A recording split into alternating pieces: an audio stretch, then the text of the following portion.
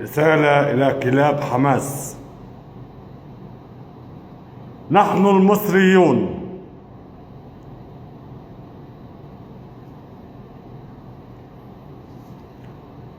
احنا مش زيكم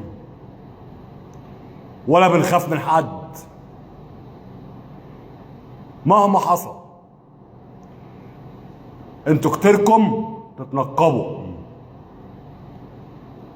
احنا ما بنتنقبش وما بنخافش من حد.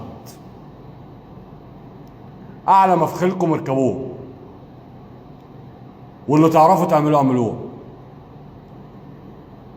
واللي بيعمل ما بيقولش.